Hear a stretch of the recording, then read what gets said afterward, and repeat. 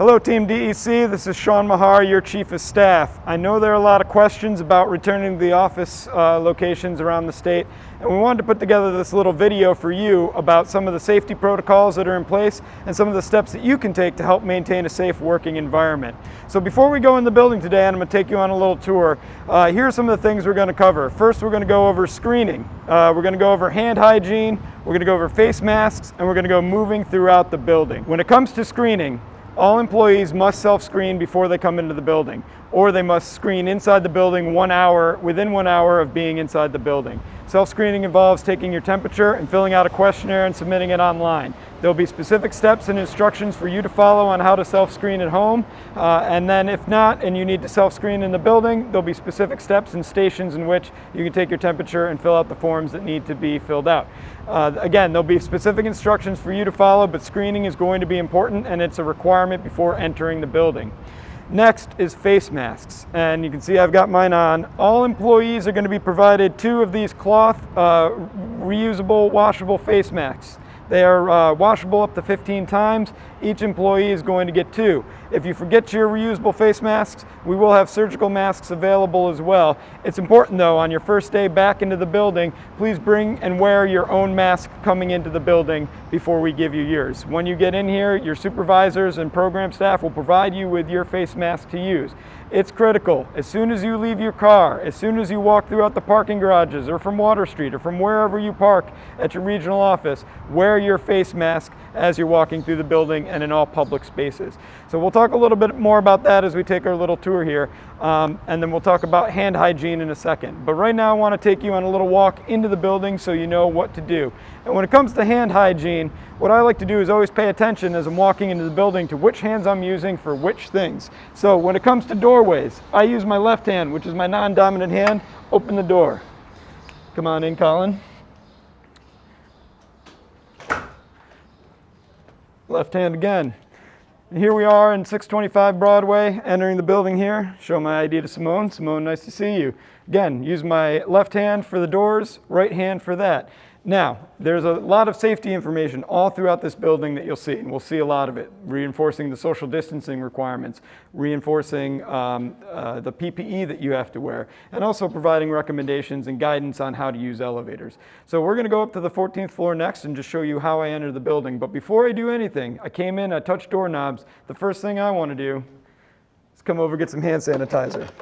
Now, you notice I use my elbows. We're going to go in a lot of this today, and you'll see me use my elbows frequently. This is just my personal way of doing things to avoid touching too many surfaces and keeping my hands clean, because hand hygiene is going to be critically important. So I've hit my hands, come over, hit the elevator button, elevator opens up, but come on in. Okay. We're in the elevator, made it through, didn't touch anything else, used my elbow to hit the numbers, and we're headed on up to my office. You notice here again, 5 people per elevator is the OGS requirement. You'll see the signage. Elevators will have the signs to reinforce that. If you come to an elevator bank and you see a lot of people, wait for the next open car. Take your time. Stairwells are open for direction both ways, so you can always take the stairs if you want as well, but elevators are safe to use and cleaned regularly as well. So here we are on the 14th floor, made it up just fine, haven't touched anything else. I'm going to head to my office space now. Again, my mask is on. Whenever you're transiting through the building, in an elevator, in a stairwell, walking throughout the hallways, your mask stays on. Now, once I get into my office space, I can take my mask off, and I typically do.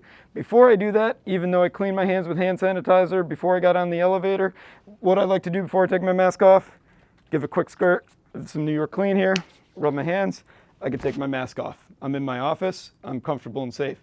Now, anyone comes in my office, I get a lot of drop-ins from time to time. Anytime someone else comes in my office, oh, Commissioner, how are you? Hi. I was just curious, do I have to wear this when I come in to talk to you? Because you're really here all the time, and I'm right there. Yes, sir. Whenever you're not keeping 6 feet of distance between you and another person, or anytime someone enters your space, make sure you put your mask on. It's important safety protocols that we all have to follow, and thank you for wearing yours, sir. I really appreciate it. This has been very informative for me and for the viewer. Thank you, Mr. Mahar. Thank you so much, Commissioner. And thank you all. Appreciate your cameo appearance here.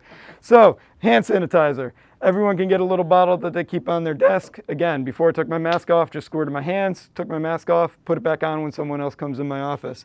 There are larger jugs that can be used to refill your smaller water bottle or hand sanitizer bottles. They'll be placed throughout the building. Talk to your supervisor, talk to the building if you ever need more supplies like this. But this way we keep our hands clean. We make sure we're not touching anything in our workspace without our clean hands, and we're not touching our face or face masks without first cleaning our hands. So that gives you a little bit of a sense of how to come into your office space and what to do. Now for those of you, sorry Colin, who are in a cubicle space, same thing. I come to my cubicle space, sit down, squirt my hands, I can take my mask off and I can sit in my workspace. Anytime someone else is coming through within less than 6 feet of distance, your mask goes back on. And always make sure that whoever's coming into your office space is also wearing their mask as well. This is going to be important. So we've come into our office space, comfortable in our own setting. We keep our workstations clean, and there's plenty of cleaning supplies around that you can use to make sure that your station is clean as well. Now, I know there are a lot of questions about different places in the office, so we'll talk about some as we move around the office here.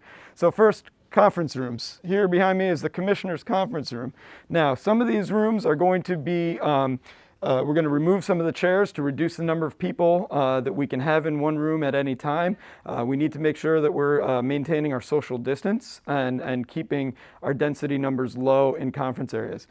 Conference rooms like this are cleaned regularly. However, we will have cleaning supplies like these wipes that you can use to clean the conference room when you enter.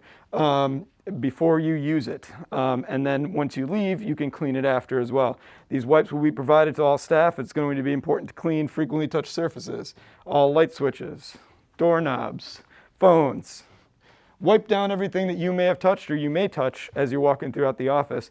And this will be a great way of making sure that you're maintaining a clean workspace for you and your colleagues as well. Now we'll take you on a little walk to Joey G's. Just so you know that it is open. The food is yummy as always. The bacon smell in the morning is great.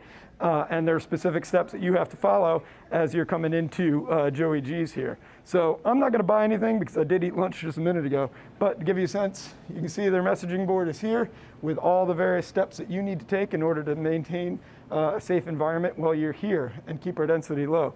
You'll see we have traffic, you have spaces on the floor, and throughout the building, OGS and others have put the distancing spaces so you know how to keep 6 feet of distance at all times between you and others. You don't order at the counter anymore, you order at the register. And you'll see there have been some other changes. There's no salad bar. The coffee bar is over here now. They've taken out the seating in this area. Again, these are all to follow the proper protocols that are in place to keep you and others protected. So just a quick look around here. As you can see, it's pretty normal Joey G's, except there are no seats here to sit anymore. Right now, that is the goal. But over time, we're going to evolve and adjust as we do as the protocols change. Now, we've had our coffee for the day. Obviously, restrooms are going to be another important question that folks have. And you'll notice that, again, there are specific requirements for density within bathrooms. Only 2 people per bathroom is the requirement now. These are likely going to change over time, but we have to make sure that we're following the rules as they are right now. So, in order to go into the bathroom, first thing you want to do, again, using my elbows, open the door. Anyone else in here? We're clear. Let's come on in. Now, I know this might be weird for some of our folks. It's a boys' bathroom, but ladies, it's the same thing, mirror image on the other side. We'll save showing you the actual facilities here, but just talk a little bit about hand hygiene here. So again, 20 seconds hand washing is the requirement. What I like to do after I've done my business, soap on the hands, scrub them up, 20 seconds of washing. So Colin, my expert timer, is going to tell me if I've reached the 20-second threshold for cleaning my hands, so we do this right for everybody. But again, clean your hands, avoid touching anything. Once I'm done, shake off the water, come over, use my elbows, grab some paper towels, dry your hands. Done. So, leaving the bathroom. Again, you can get creative with elbows or use the automatic door opener. Door opens on yourself, out of the bathroom. Here we are in our kitchen area and copier room on the 14th floor. Again, copiers are going to be cleaned. However, there will be cleaning wipes that are available around the copy areas, so you can wipe them down before you touch any surfaces that you're worried about.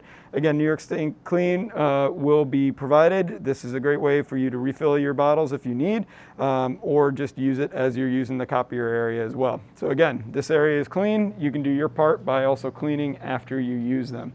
So coming in the kitchen area here, as you can see, again, this is all cleaned regularly. You can do your part. If you're concerned about touching surfaces in a common area like this, another trick I like to do, paper towels, and then you can go and touch anything you want. So microwave, haven't touched it, use a paper towel. Refrigerator, same thing, paper towel.